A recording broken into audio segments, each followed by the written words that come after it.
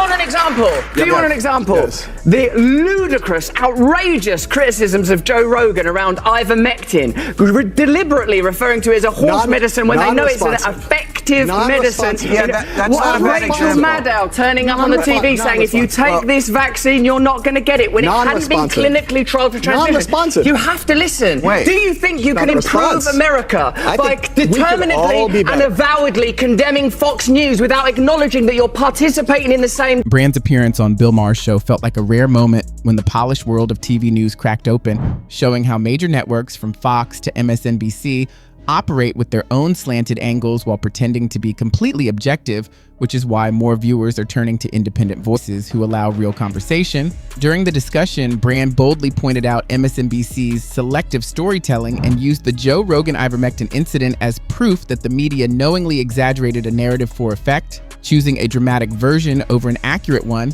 And when challenged, these networks quickly switched to a neutral fact-only tone, even though their framing, guest choices, and story selection reveal a pattern that is anything but accidental. It's ingenuous to claim that the biases that are exhibited on Fox News are any different from the biases exhibited on MSNBC. It's difficult to suggest that these corporations operate as anything other than mouthpieces for their affiliate owners in BlackRock and Vanguard. And unless we start to embrace, and also, mate, like just spiritually, if I may use that word in your great country, we have to take responsibility for our own perspective. I've been on that MSNBC, mate. It was propagandist nut. Brand even challenged MSNBC for failing to stand up for people like Julian Assange and Edward Snowden, questioning how any outlet that claims to support openness can ignore whistleblowers who expose government wrongdoing. Instead of defending them, these networks avoid the topic entirely, choosing silence over accountability and treating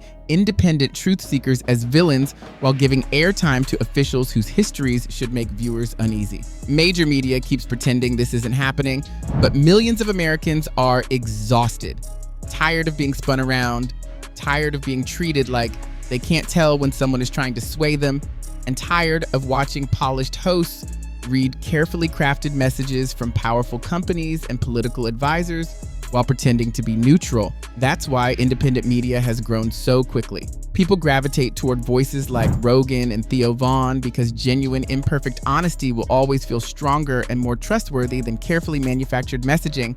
On a show called Morning Joe. It was absurd the way they carried on. Good Morning Joe. Yes. Yeah, I don't know what it was. It wasn't morning. There was no one called Joe there. No one could concentrate. They didn't understand the basic tenets of journalism. No one was willing to stick up for genuine American heroes like Edward Snowden. No one was willing to talk about Julian Assange and what he's suffered trying to bring real journalism to the American people. The news has turned into a kind of stage show, while podcasts feel more like genuine conversations, yet Brand's strongest criticism wasn't aimed at MSNBC alone. It targeted the idea of pretending to be morally superior. He challenged them directly, asking how anyone can sit on a network owned by massive corporations and still act as if there's some sort of rebellious force, and how they can call out Fox News every day without ever stopping to look honestly at their own reflection. I think to sit within the castle of MSNBC throwing rocks at Fox News is ludicrous. My friend. Make MSNBC better. Make MSNBC great again. My friend, the moment... Fight them on a territory you can win on, Joe. Russell, darling, the moment that you give me a specific example, an actual example... Okay, I'll give you one. Just wait. Wait.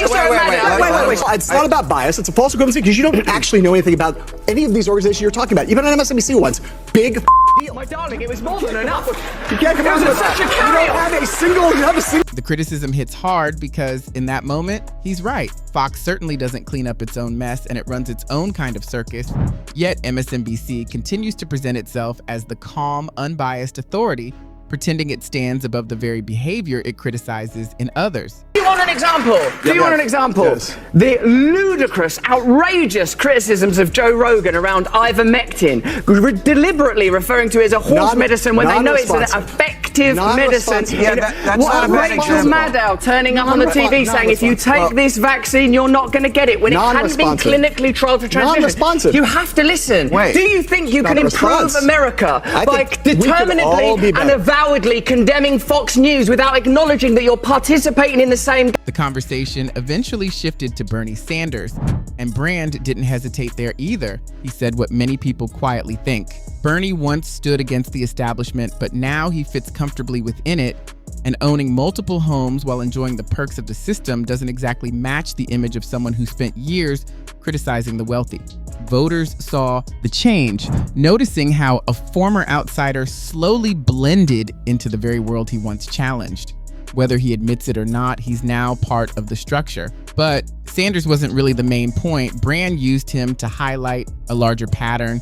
Leaders begin with bold promises to fight corruption, then gradually get pulled in, soften their stance, and give in to pressure. Once they're inside, the cycle repeats endlessly. Not just listen to Bernie Sanders, someone who plainly, legitimately believes in this country and believes it's possible to change, but is bound by corruption, is bound by the lobbying system. This leads to Twitter, a place treated like the center of the universe, even though it's really just a chaotic online pit filled with hidden accounts, bots, and people shouting into the void. One panelist tried to argue that the left shouldn't copy the internet chaos seen on the right, which is fine, but it misses the bigger issue. People no longer trust traditional media at all. Because of that, they've moved toward spaces where conversations feel natural instead of scripted. And honestly, the more mainstream journalism becomes divided and dramatic, the more audiences walk away, making the situation even worse. The average American isn't clueless. They can easily recognize when someone is feeding them a storyline instead of giving them the truth. Steal a line from Dave Chappelle, who said at some point how he doesn't know very much about what goes on Twitter because he doesn't go on Twitter because Twitter is not a real place. That's sort of how I feel about Twitter. And Twitter, not only is Twitter not a real place, but it's become a toxic cesspool filled with nothing, not about right, it's not about conservative, it's just filled with misinformation, disinformation, and conspiracy theories. So I would rather not have the left replicate that if that's what's required. I think the deeper question that the question's getting at is that if you look at the data in this election, the amount of reach of all of these alternative, I'm talking about the whole podcast space mostly, but also social media. The interviews that Trump did, not starting with Rogan, but Theo Vaughn and all of these other things he did. That frustration shows up everywhere, especially in politics. Take Kamala Harris, for example. Many on the left keep trying to excuse her weaknesses by saying she didn't have enough time or the right introduction or that success was impossible from the start. But come on, she spent 4 years as the vice president of the United States.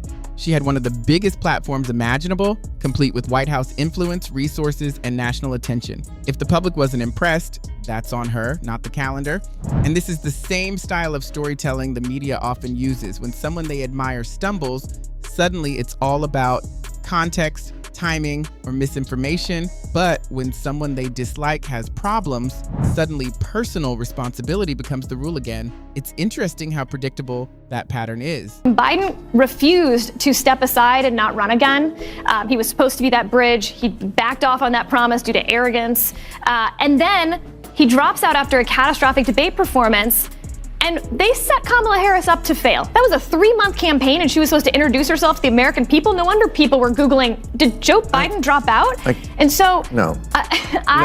You're saying 3 months wasn't long enough? It was too long. It was long enough. It was long enough. Next, the conversation turned to 2028. Who's really left on the Democratic side? The bench is frankly very thin. AOC is too divisive, and Gavin Newsom carries California's problems wherever he goes. Meanwhile, Republicans have already lined up Mandy as their ideal socialist foil. Time's up for Sanders. What the party needs now is someone new, relatable, engaging, and able to connect with middle-class voters. And unfortunately, that person is no longer around. Not that they didn't have time to introduce. They met someone and they didn't like them. If they had had a primary, they wouldn't have picked her.